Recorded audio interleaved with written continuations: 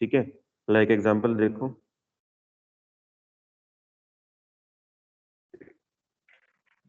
अगर मुझे पता कराना कि जो मेरा नंबर है वो पॉजिटिव है या नेगेटिव है, if we have to find out the number is positive और नेगेटिव, वैल्यू ले लूंगा मैं x इज इक्वल टू 3, ठीक है। So if x is greater then, कैसे पता लगता है पॉजिटिव नंबर नेगेटिव नंबर? जो नंबर जीरो से बड़े होंगे वो सारे क्या होंगे? पॉजिटिव। तो if x is greater then 0, यहाँ पे लिखूंगा print F number is positive, ठीक है।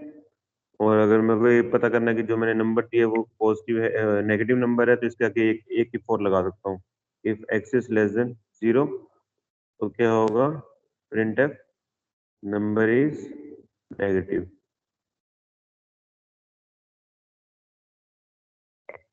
ठीक है। तो बेसिकली इफ स्टेटमेंट हमें किसी डिसीजन लेने के लिए हम यूज करते हैं इसको। कोई बातें ना करो। तो जो भी कंडीशन मैं इफ के अंदर लिखूंगा, अगर वो कंडीशन ट्रू होगी तो हमारा इफ का ब्लॉक चल जाएगा। This is a complete if block. ये पूरा पूरा क्या है? इफ का ब्लॉक है। ये नेक्स्ट इफ का ब्लॉक है, ठीक है। तो कर्ली ब्रेसेस से स्टार्ट होके जहां पे कर्ली ब्रेस एंड हो रही है, ये पूरा का पूरा इफ का ब्लॉक कंसीडर होता है, ठीक है। अगर मैं यहाँ पे एक्स की जगह यहाँ पे लिख देता इफ ब्रैकेट 2, तो क्या मतलब है इसका? अदर देन जीरो क्या क्या होता है हमेशा? अदर देन जीरो नंबर क्या रिप्रेजेंट करता है, क्या रिटर्न करता है? ट्रू और फॉल्स?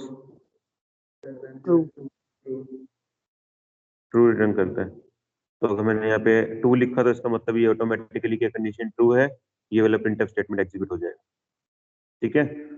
अगर मैंने यहाँ पे लिखा 0, तो इसका मतलब क्या है? फॉल्स है, तो ये स्टेटमेंट नहीं चलेगी यहाँ, ठीक है। तो इफ के अंदर हम जो भी इंटीजर कांस्टेंट वैल्यू दे रहे हैं, अगर वो अदर देन 0 है तो this is by default to be a true value. और अगर कंडीशन देना चाहें, कोई एक्सप्रेशन देना चाहें, वो भी हम दे सकते हैं यहाँ पे। अगर सपोज मैंने यहाँ पे लिखा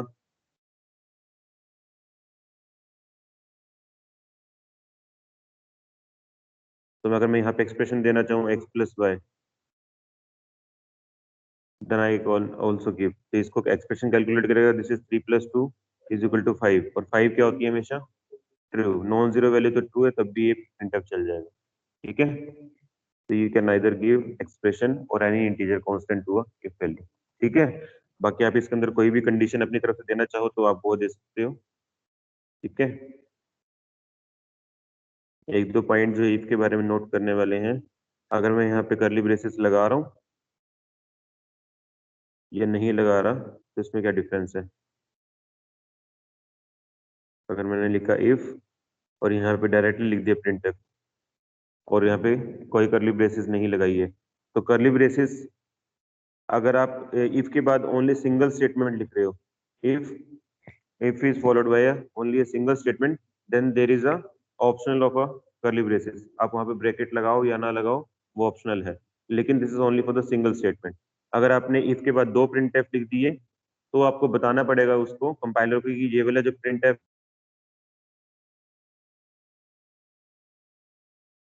करली ब्रेसेस, ठीक है। तो अगर आप एक करली ब्रेसेस एक स्टेटमेंट यूज कर रही है इसके अंदर, तो this is optional whether you want to use a curly braces और नॉट। अगर आप एक से ज्यादा यूज कर रहे हो तो वहां पे मैंडेटरी आपको करली ब्रेसेस लगानी ही लगानी, ठीक है।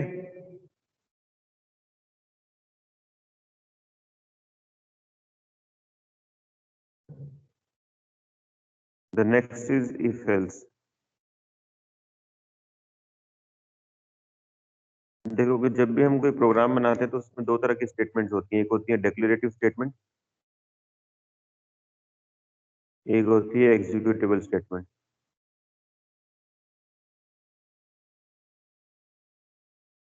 हमेशा दो तरह के स्टेटमेंट को यूज करता है, एक होती है डिक्लेरेटिव, होती है एग्जीक्यूटेबल। जब हम अपने वेरिएबल को डिक्लेयर करते हैं, जैसे मैंने लिखा है इंटीजर एक्स वाई, तो दिस इज कंपाइलर इसको क्या कंसिडर करता है, ये डिक्लेरेटिव स्टेटमेंट है। इसके अलावा जितनी भी मैं स्टेट एग्जीक्यूटेबल है, एग्जीक्यूटेबल का मतलब जो कंपाइलर इस कोड को एग्जीक्यूट कर रहा है, ठीक है। तो जैसे मैंने पिछले वाले में लिखा था, मैं इफ एल्स का मतलब बता रहा हूँ कि हमें इफ एल्स की जरूरत क्यों पड़ी। जैसे मैंने पहले लिखा थी एक्स इज ग्रेटर देन 0 तो नंबर पॉजिटिव है, एक ई फोर लगा दिया था कि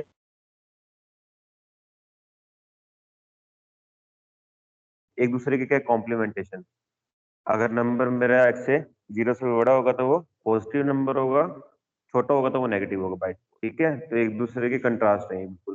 तो अगर मैं इस कोड को एग्जीक्यूट करूंगा तो ये दोनों जो मेरी स्टेटमेंट है वो दोनों मेरी एग्जीक्यूटेबल स्टेटमेंट है। ये जो इफ है ये सेपरेट ब्लॉक है, ये वाला इफ ये सेपरेट ब्लॉक है। कंपाइलर दोनों तरह के इंस्ट्रक्शंस को एग्जीक्यूट करेगा यहाँ पे, ठीक है। लेकिन काम हम एक से ही करा रहे हैं, क्योंकि एक्स की वैल्यू जो भी मैं दे रहा हूँ या तो इस वाले इफ से कैलकुलेट होगी या वो सेकंड वाले इफ से कैलकुलेट होगी, ठीक है, क्लियर। तो कंपाइलर को दो दो बार स्टेटमेंट को एग्जीक्यूट ना करना पड़े, तो उसके लिए हमने एक इफ एल्स नाम का एक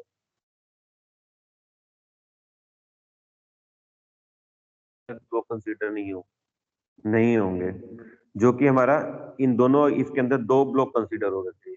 अगर मैं इसको इफ एल्स में डाल दूंगा तो वो इफ एल्स कंप्लीट एक मेरा सिंगल इंस्ट्रक्शन काउंट होगी कंपाइलर की, तो हमारी एग्जीक्यूशन इससे पास हो जाएगी, ठीक है। काम तो हमारा इफ से भी हो रहा था, लेकिन हमें if else,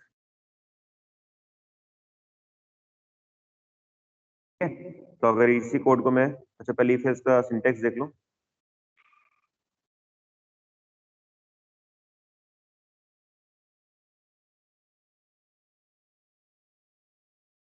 if then condition then curly braces, उसके बाद ट्रू स्टेटमेंट्स, उसके आगे हम लिखते हैं एल्स, एल्स के आगे कभी भी कंडीशन मेंशन नहीं करते, कर्ली ब्रेसेस एल्स की, और this is your false statement.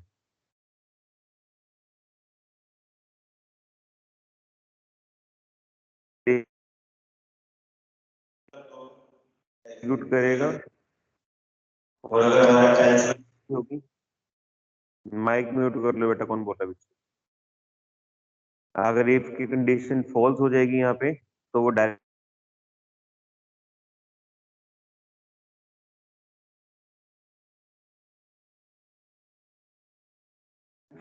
तो this is how the he fail. और ये पूरे का पूरा जो कोड है वो एक as a single executable statement count करेगा कंपाइलर, ये दो इफ की तरह काम नहीं करेगा, ये सिंगल एग्जीक्यूटेबल स्टेटमेंट है, ठीक है। तो अगर मैं पिछले वाले प्रोग्राम को लिखना चाहूँ अपना, तो कैसे लिख सकता हूँ? अगर नंबर मेरे को 0 तो प्रिंट कर दे पॉजिटिव नंबर, एल्स प्रिंट कर दे नेगेटिव नंबर। एक नंबर के दो ही कंडीशन हो सकती है ना, या तो वो पॉजिटिव होगा या वो नेगेटिव होगा, ठीक है। तो अगर वो एक्स से बड़ा है तो वो पॉजिटिव होगा, नहीं तो एक्स से छोटा होगा।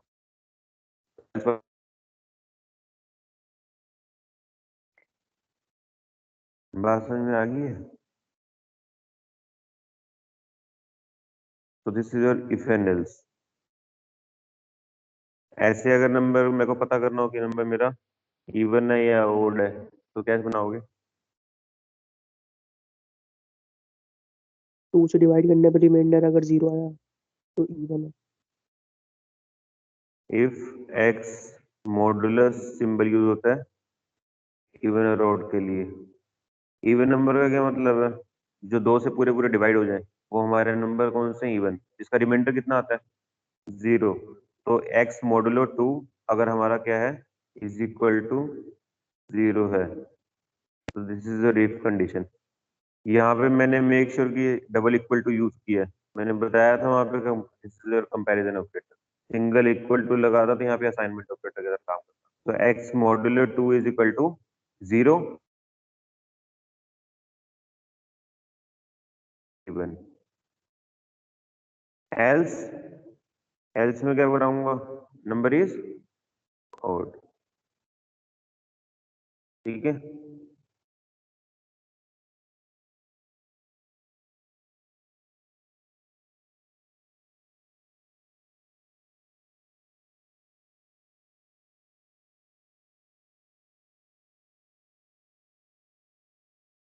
ये क्लियर है सबको? यस सर, ठीक है सर।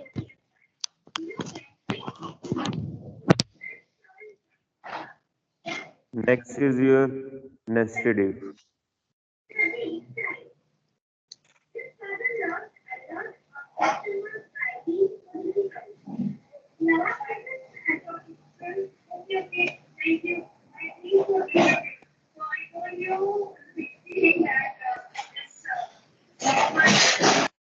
नेस्टेड वर्ड का मतलब होता है कि एक के अंदर एक।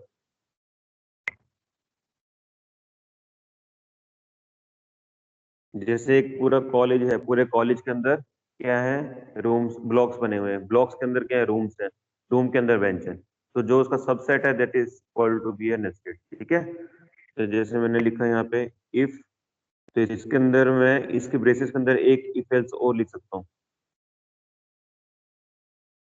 इफ के अंदर इफ, और ऐसे में एल्स के अंदर भी इफ एल्स डिफाइन कर सकता हूँ। तो this is known to be a nested if. अगर इफ के अंदर मैं इफ दोबारा से लिख दूंगा तो this is called to be a nested if. ठीक है, तो इफ के अंदर मैं पूरा पूरा इफ एल्स भी लिख सकता हूँ, सिंबल। अच्छा, एक लाइन और लिख लो, किसी भी इफ के साथ एल्स ऑप्शनल होता है। From any if statement else is optional but reverse is not true, but reverse is not true. हाँ, सिंगल एल्स नहीं होगा, उसके साथ हमेशा इफ होगा, लेकिन इफ के बाद एल्स।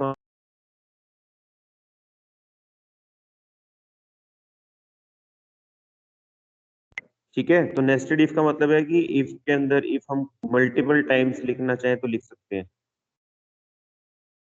देखो जैसे मैं लिख रहा हूँ, इफ ब्रैकेट स्टार्ट, इसके अंदर मैंने इफ एल्स लिख दिया।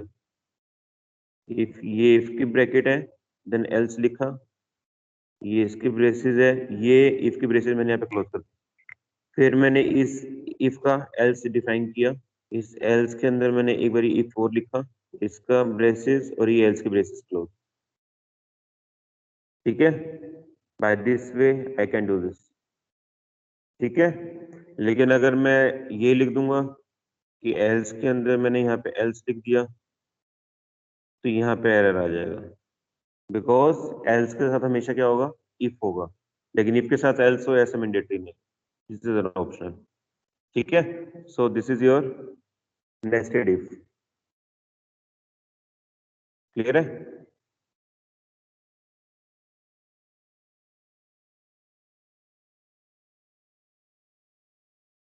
नेस्टेड इफ का एग्जांपल देख लो। सपोज 3 नंबर में से मेरे को ग्रेटेस्ट नंबर फाइंड आउट करना है। Find out the greatest number among 3 numbers. We have given a 3 numbers like A, B and C. इन तीनों में से सबसे बड़ा नंबर कौन सा होगा, ये मेरे को निकालना है। ठीक है, तो कंपैरिजन क्या होगा, पहले मैं ए को बी से कंपेयर करूंगा और ए को सी से भी कंपेयर करूंगा। अगर ये ए दोनों से बड़ा है तो ए मेरा ग्रेटर हो गया। बात समझ में आ गई? सेकंड केस में क्या होगा, या तो ए ग्रेटर नहीं होगा तो बी को कंपेयर करूंगा ए से, और सी से कंपेयर करूंगा। अगर वो दोनों से बड़ा है तो वो बी बड़ा हो जाएगा। अगर ए भी नहीं बड़ा, बी भी नहीं बड़ा, तो बाय डिफॉल्ट सी बड़ा है तो सी को प्रिंट करा। ठीक है, लॉजिक समझ में आ गया? तो if A is greater than B,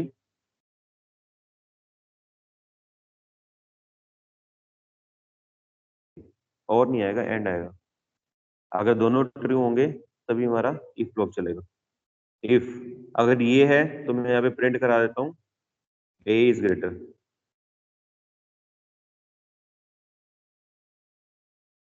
ठीक है, एल्स,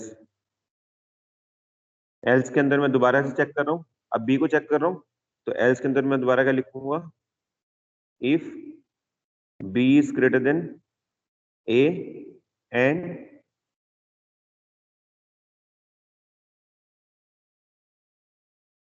तो इसके अंदर क्या करा दूं, प्रिंट करा दूं। तो यहाँ पे क्या लिखूंगा, print F B is greater, else print F C is greater. और ये क्लोज्ड। ये वाला क्लोज कौन सा है? जो मैंने इस वाले एल्स का चलाया था।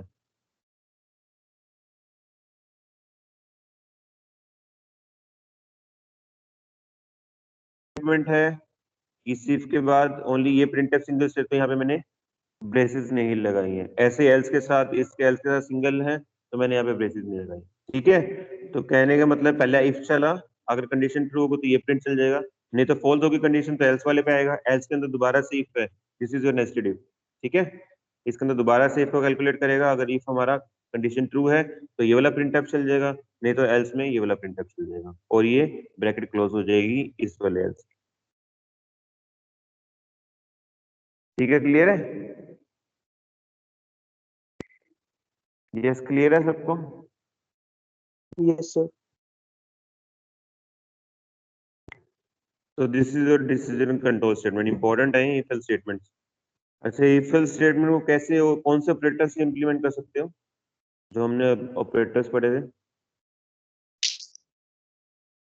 इफ एल्स के लिए कौन सा ऑपरेटर था? कंडीशनल ऑपरेटर लगाया था। इन्वर्टर यहाँ पे है ना, अगर ए बी से बड़ा है, क्या ए बी से बड़ा है? अगर बड़ा है तो A is greater, else B is greater.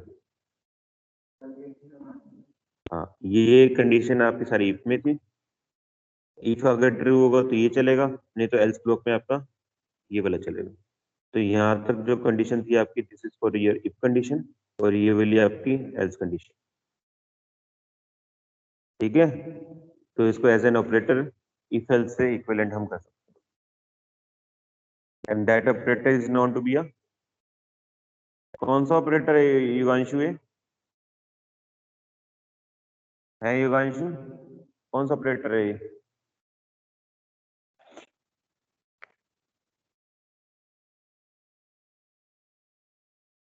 दिख रहा है स्क्रीन पे? कौन सा ऑपरेटर है ये तो पिछले हफ्ते कराया था, इस हफ्ते नहीं कराया।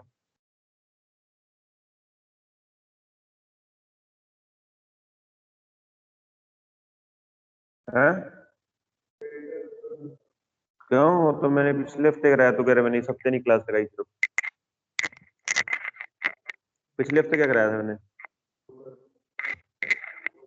टोकन कराए थे? टोकन तो कराए नहीं मैंने।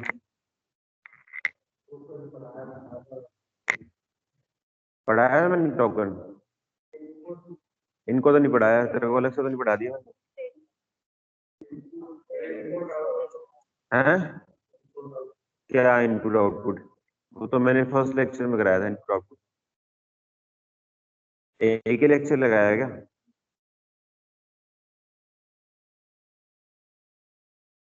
कौन सा टॉपिक आता है अच्छा सी में अब तक जिसने कराया है? ऑपरेटर से पहले का सारा आता है। स्टोरेज क्लासेस क्या होती हैं? थ्योरी क्या, प्रैक्टिकल है तो? स्टोरेज क्लासेस इन सी।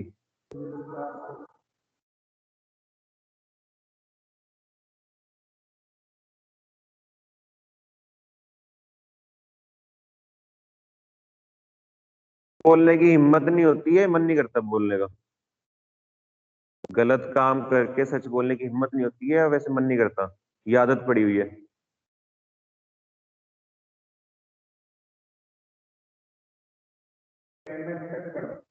कहना तो मैंने पढ़ाया ही नहीं है। तुमने तो अपनी तरफ से कहाँ तक पढ़ लिया, इट डजेंट मैटर ना। मैंने क्लास में जो पढ़ाया, तूने अटेंड करी है ना क्लास घर पे, तो फिर उसमें कुछ सुना होगा।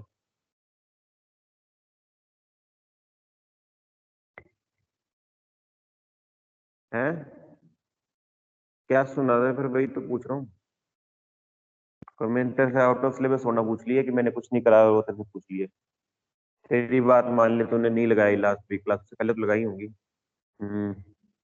नंबर सिस्टम तो करा होगा, नंबर सिस्टम करा।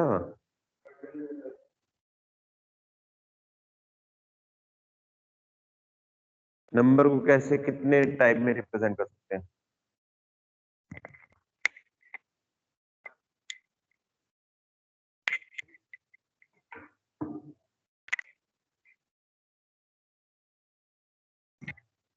कितने टाइम में रिप्रेजेंट कर सकते हैं?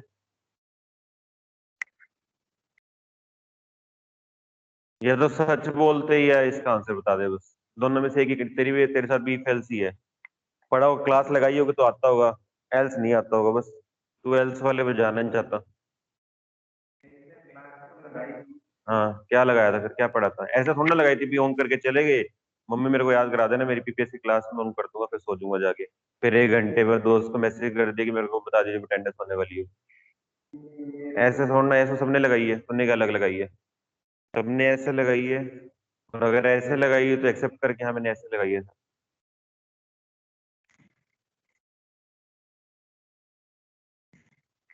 ऐसा तो हो ही नहीं सकता ना कि तू, तेरे कानों में कुछ आवाज जाए और तू उसको बता ही ना सके कि मैंने क्या सुना था।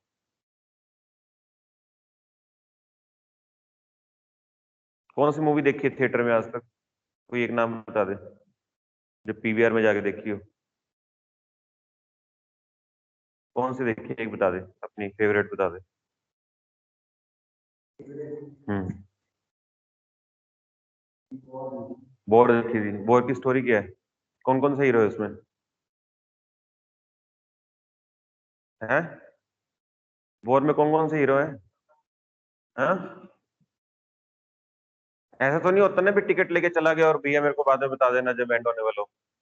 ऐसा किया होगा तो तेरे को बोर की स्टोरी भी नहीं पता होगी। है? उससे तो मैंने पूछा ही नहीं है। हाँ। क्या स्टोरी है बोर की? कौन कौन से हीरो है उसमें? अच्छा, हीरो का नेम बता दे। टाइगर श्रॉफ और ऋतिक। तो मतलब देख के आया होगा तूने, जब भी पता लगा होगा तेरे को, या पोस्टर देखा होगा। तो ऐसे मैं तो तेरे से नंबर सिस्टम के नाम पूछ रहा हूँ, डिटेल तो मैं पूछ ही नहीं रहा कि नंबर कितना से रिप्रेजेंट कर सकते हैं, उनके नेम ही बता दे बस। पेज पलटने से थोड़ा ना मेमोरी में, दिमाग में चीजें आ रही हैं। भाई ये तो इजी है, बता दे भाई जो भी। पढ़ा तो तूने कुछ है ही नहीं, रिवाइज तो तब करेगा जब पढ़ा होगा कुछ।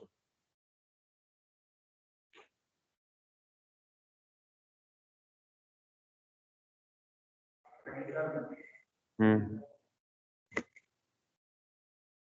नहीं सर, क्या?